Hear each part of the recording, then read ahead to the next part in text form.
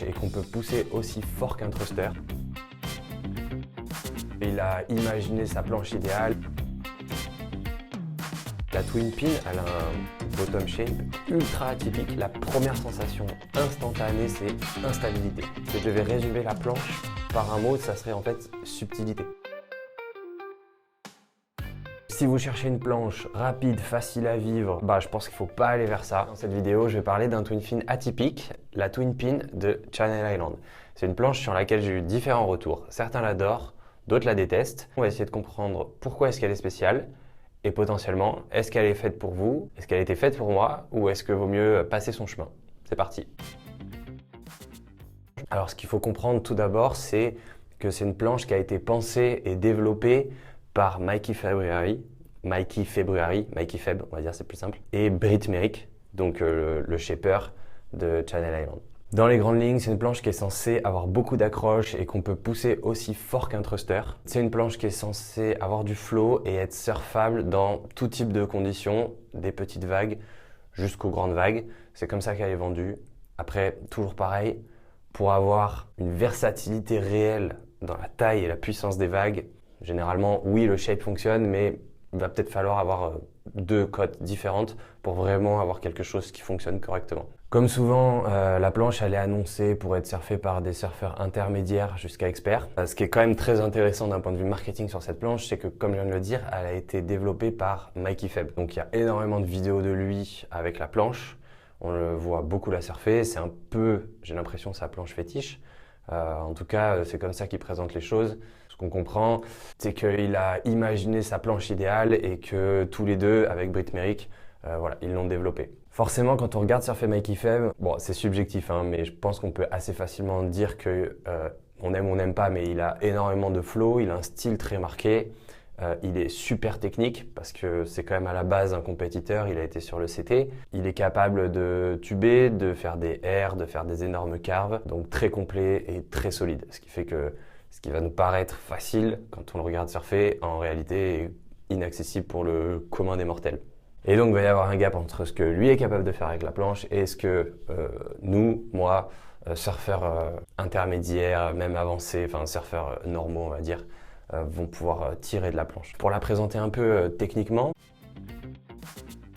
alors celle que j'ai personnellement, c'est le modèle usine en 5/11, 19,1/2 et l'épaisseur c'est 2 5/8, ce qui fait un litrage de 32 litres 9. Donc en ce qui concerne l'outline de la planche, elle a un nose assez pointu, donc qui ressemble plutôt à une planche performante, mais elle est quand même épaisse parce que on voit sur le nose, il y a ce qu'on appelle un peu un bec, donc ce qui témoigne d'épaisseur sur l'avant de la planche. En termes de tail, on va avoir, comme son nom l'indique, un round tail avec des rails assez pincés, ce qui théoriquement donne une planche qui change facilement de rail et qui tient bien en courbe et bien dans le creux de la vague. On a un maître bow, c'est-à-dire l'endroit le plus large de la planche qui se situe plutôt sur l'avant. Quand on regarde l'outline de la planche, on a plutôt un volume sur le milieu et l'avant de la planche plus que sur l'arrière. Le rocker, quant à lui, toujours difficile de se prononcer. Je trouve que c'est un entre-deux, c'est-à-dire qu'on va pas avoir un rocker de shortboard, pas de planche super agressive, mais on va pas non plus avoir un rocker de twin un peu plat. Si on parle direct de drop, clairement il y a des vagues où je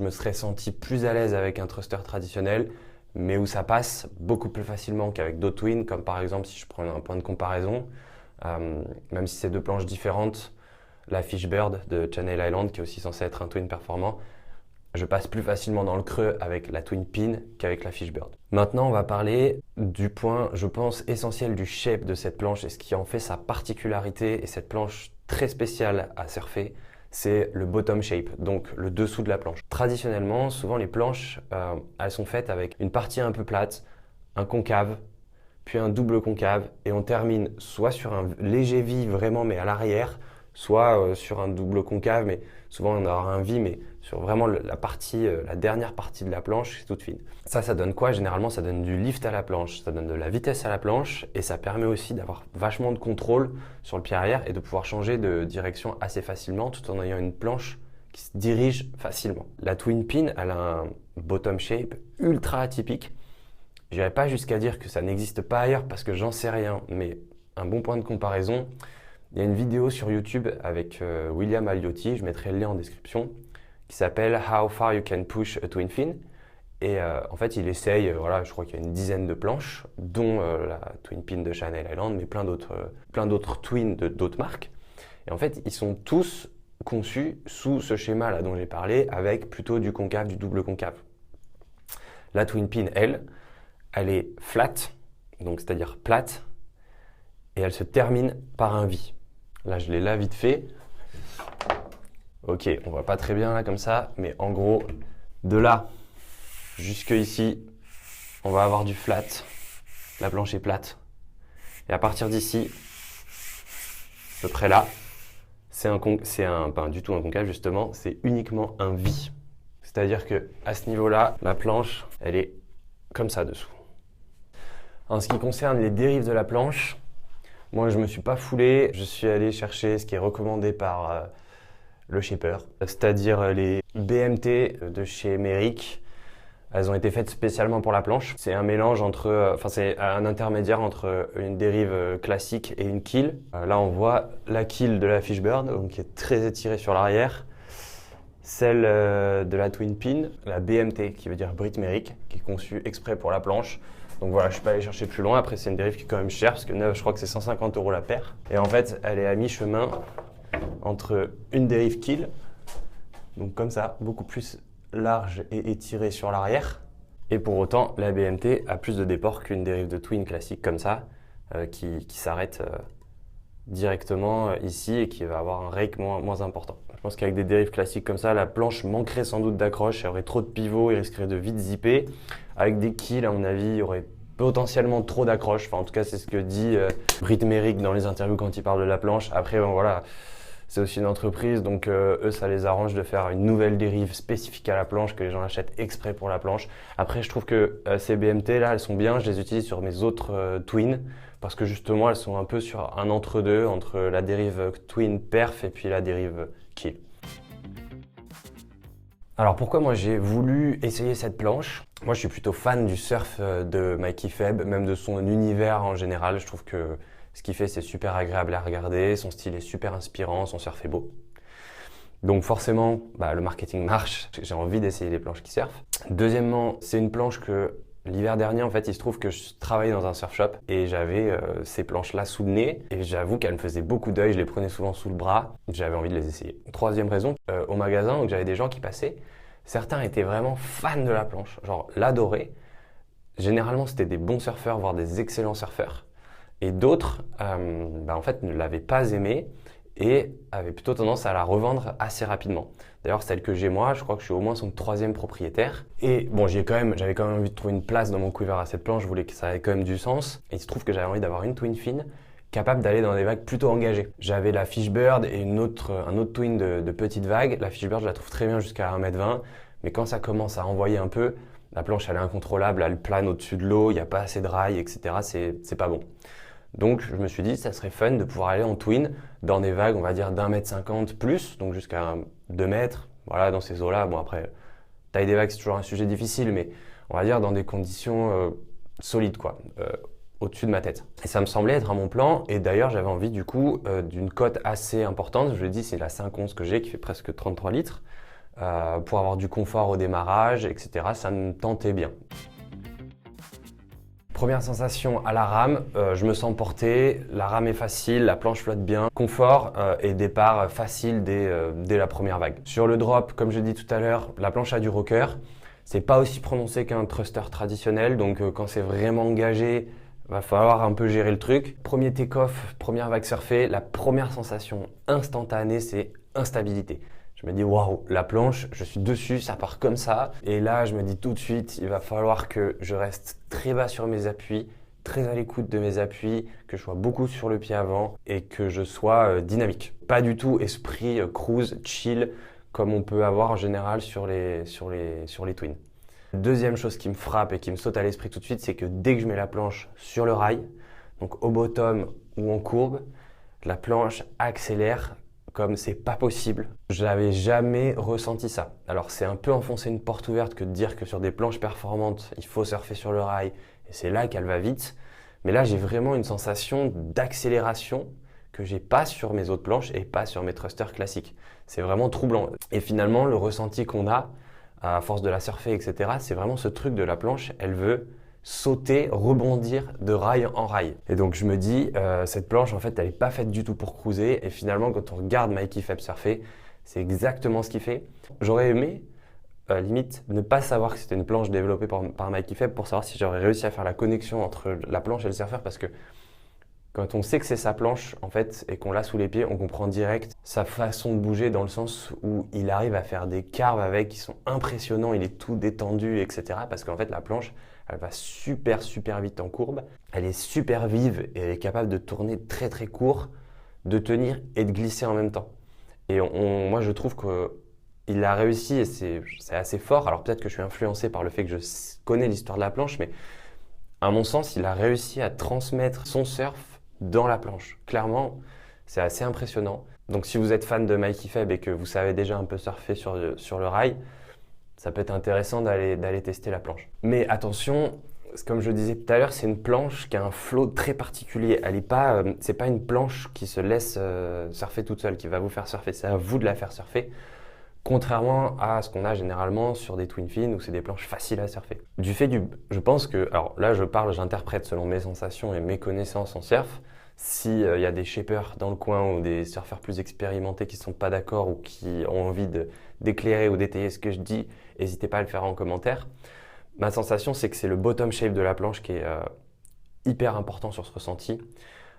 En gros, il y a plusieurs sensations qui se mélangent. La première, c'est que quand on est sur le pied avant, et je pense que c'est du fait que la planche soit plate, on a l'impression d'être un peu sur une savonnette. On a cette sensation que la planche, en fait, elle peut glisser un peu comme ça. Elle n'est pas canalisée. Parce qu'en fait, il n'y a pas les concaves qui travaillent pour canaliser l'eau sous la planche et la mettre sur un rail. Et la deuxième chose qui est hyper importante, c'est donc lié aux vies sous la planche, c'est qu'elle est très instable. Ça, c'est très perturbant. Moi, en tout cas, ça m'a beaucoup perturbé au début. Ce bottom shape et ces sensations obligent finalement à avoir un surf super précis sur le rail, sur ses appuis, pied avant, pied arrière, il faut être subtil.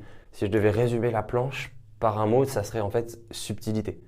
J'y vois là l'explication il y a des surfeurs bons, voire très bons, qui adorent la planche, des surfeurs qui sont un peu plus intermédiaires, qui ont moins l'habitude de surfer des planches performantes, qui finalement ne se retrouvent pas dessus parce qu'ils n'arrivent pas forcément à la faire vivre et elle ne procure pas de plaisir si on n'est pas dans cette recherche de surf un peu perf. Et de mélanger finalement perf et style, perf et cruise, perf et un surf détendu. Je pense que la meilleure façon de la surfer cette planche, c'est d'avoir ce bagage de surf technique et d'avoir envie de le pousser un peu plus loin en voulant faire peut-être moins fort, mais plus coulé et plus joli. Et donc dernier point là sur le ressenti de la planche, en termes de vitesse, parce que c'est quand même super important quand on surfe, c'est pas une planche qui va aller vite, toute seule. C'est une planche qu'il faut faire vivre. Elle va aller hyper vite sur le rail, mais dès qu'elle est à plat, elle va pas aller vite. Et moi, je l'ai surfé donc plutôt dans des vagues consistantes, mais je l'ai surfé aussi cet été dans des vagues beaucoup plus petites, des vagues vraiment pourries, etc. C'est vrai que la planche, elle fonctionne. C'est vrai qu'on va partir sur la vague, c'est vrai qu'on va surfer. Mais moi, j'ai pas du tout aimé la surfer dans des vagues comme ça de 1 mètre, voire un peu moins, des vagues ventées, petites, etc. Je prends du plaisir quand il y a un solide 1,50 m, voire plus avec. En dessous, je préfère largement surfer My Fishbird, un autre twin ou d'autres planches. Pour moi, c'est une planche à surfer sur le rail, sur le rail, sur le rail et avec des watts. En termes de sensation, un petit mot sur l'accroche de la planche dans les vagues vraiment très creuses. J'ai eu l'occasion de la surfer 1 ou 2 fois dans des vagues tubulaires. C'est pas là où je me suis senti le mieux avec. Bon, déjà, comme je le disais, au niveau du drop, quand c'est vraiment très creux, c'est pas forcément une planche hyper facile à gérer. Et surtout, j'ai essayé de tuber 1 ou 2 fois avec. Alors bon, c'était pas des vagues exceptionnelles, etc. Mais j'ai eu le sentiment, à confirmer, mais j'ai eu le sentiment que c'était assez dur de la faire. Enfin, je sais pas comment dire, mais j'avais pas un super feeling dans le tube. Contrairement par exemple à mon thruster ou même à la Fishbird où voilà, on se met dans la ligne, ça tient très bien, il y a pas grand chose à dire, ça va vite, ça va tout seul, ça va tout droit. Là, j'avais le sentiment que la planche, fallait la tenir dans le tube. Et potentiellement, là, il y a un sujet difficile. Après, bon, on voit des gars qui tubent avec, hein, mais peut-être que c'est un peu plus dur qu'avec une autre planche. Et donc, si l'idée c'est de surfer des vagues vraiment creuses et vraiment tubulaires avec, peut-être qu'elle n'est pas faite pour ça. En ce qui concerne le ride backside avec cette planche, malheureusement, je n'ai pas encore pu la surfer vraiment sur des belles droites. Donc j'ai surfé un peu sur les beach breaks, mais j'avoue que je pars souvent à gauche, rarement à droite. Mais globalement, mon expérience, c'est que pour un twin, elle accroche très bien. Pour en avoir discuté hier avec un pote qui avait la planche, lui, il adorait la planche backside, justement. Il trouvait qu'il mettait des super turns. La seule chose que je peux dire, c'est qu'elle n'a pas ou très peu ce truc des twins et des fish là où c'est dur d'être backside et de sentir bien l'accroche. Pour conclure, je vais un peu me répéter, planche super subtile, super technique, qui ne va pas générer de la vitesse tout seul, qu'il va falloir balancer de rail en rail, donc qui demande un certain bagage technique quand même à la base. Planche capable d'aller dans des vagues un peu grosses. Donc si vous cherchez une planche rapide, facile à vivre, je pense qu'il ne faut pas aller vers ça.